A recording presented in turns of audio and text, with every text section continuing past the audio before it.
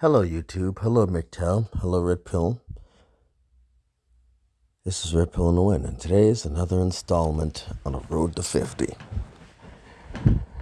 Now, of Wally's failure to thunk. This goes out to all the people that were touched by Mega Man in this very special way. You know, when you say catheter, you kind of need to be specific. See, there's catheters of all kinds. There's intravenous catheters, there's urethral catheters, there's interskeletal catheters, all types of catheters. So when you say catheter, you typically want to be specific. So, otherwise, somebody's going to assume something else. Especially if there's people that are not as familiar about the medical community as me, Tico, anybody who's basically done medic training in the military, anybody that is not a nurse, a doctor of some sort that deals with catheters of all sorts. You know, typically you want to be specific, because if you're not specific, people can assume the worst. So for this video, I'm going to assume that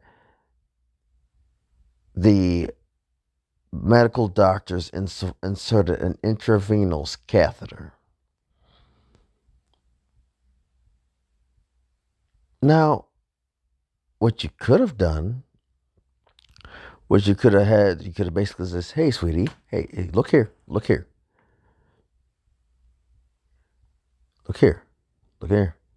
It's not that big. Or you could have asked the doctor, could you insert a catheter? You could have asked the doctor, could you insert a catheter in my arm so it's not that bad? You have to be, as a father, you have to be reassuring to your children. You know?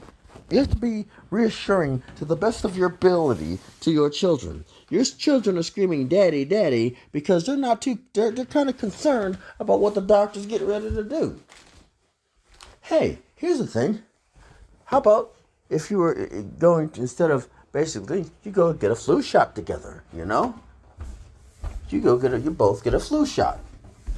Hey, that's reassuring your daughter. That's reassuring your daughter. You know, like you show her, you show her that you're gonna get a flu shot, and she's gonna get a flu shot. You show her how you handle a flu shot, and then you show her how she can handle a flu shot. That is called being reassuring to your daughter. Dude, the things you got to do to reassure your daughter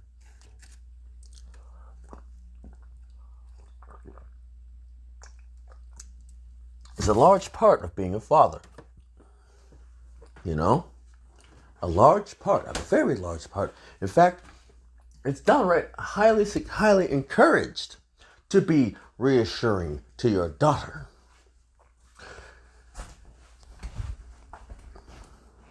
Up until the point where she can reassure herself. You teach your daughter how to reassure herself as well. You know? Otherwise, you're just another run-of-the-mill jackwagon who wanted to be a father. Who just basically wanted the real jackwagon who wanted to basically knock some chick up. Not only ruining her life, you're ruining your child's life. See, the thing is, whether you like to believe, until you come clean, or you accept the fact that there's people that you brought into the manosphere that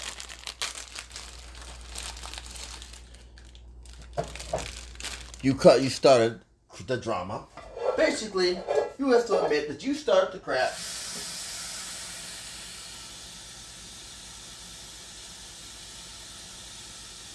That Now we got to fix. That's all you have to do is basically either A, come clean, or B, say, look, Dan King's here, Slippery When Wet's here to stay. And they're not going to go away.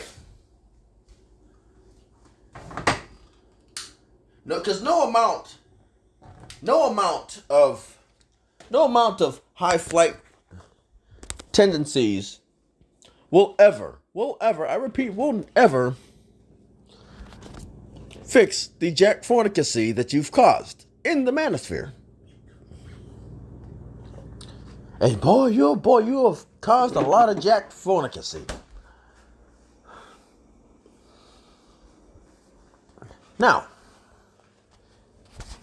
like I said, either come clean or you come to accept that Dan King and Slippery Wet are going to be in the manosphere. Now, if you didn't choke your baby mama,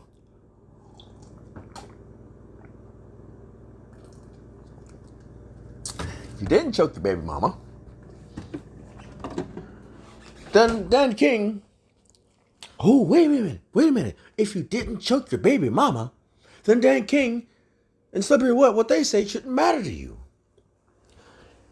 If you would have handled it correctly, maybe, just maybe, we still have a Friday Night Blaze. But you didn't handle it correctly. And now you're dealing with Dan King and Slippery When Wet. Instead of saying, hey, look, Dan King's going to come in.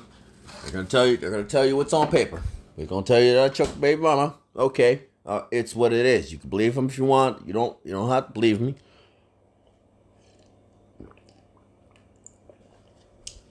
Just like if somebody would come in, recognize my voice, and say something from my past. Well, he's here. You can believe him if you want. Go ahead, believe him. Doesn't matter to me. If somebody were coming from my past and, I don't know, say something that I may or may not have done, I'll either validate it or I'll say you believe whatever you want. Because you're going to believe whatever you want. That is how things work in life. You don't just go over here and say, don't listen to them. Don't listen to them. You either validate it or you say, believe whatever you want. Because no matter how much denying you do, it's not going to matter. People are going to believe what they want to believe. I'm going to say that for the kids in the back. People are going to believe what they want to believe. It's not always going to be beneficial to you. You're not going to like it. So crying about it and screaming about it and saying, don't listen to them, is not going to do anything.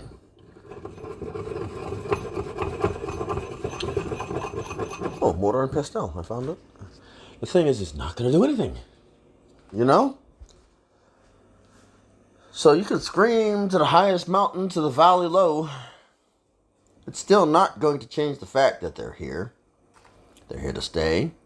And they're in your hair.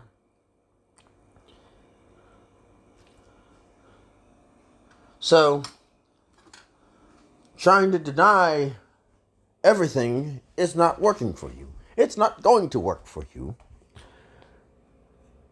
It's just going to make you look guilty. And you wouldn't want to look guilty, would you? It would break your heart and it wouldn't do anything to me. I wouldn't feel a doggone thing. Oh, that's the paring knife. So that goes on the top shelf. This is another steak knife. Steak knife.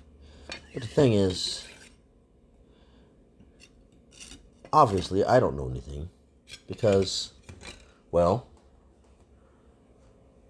I don't have a baby mama. I never choke my baby mama because I don't have one. This is Red Pill in the Wind, signing off.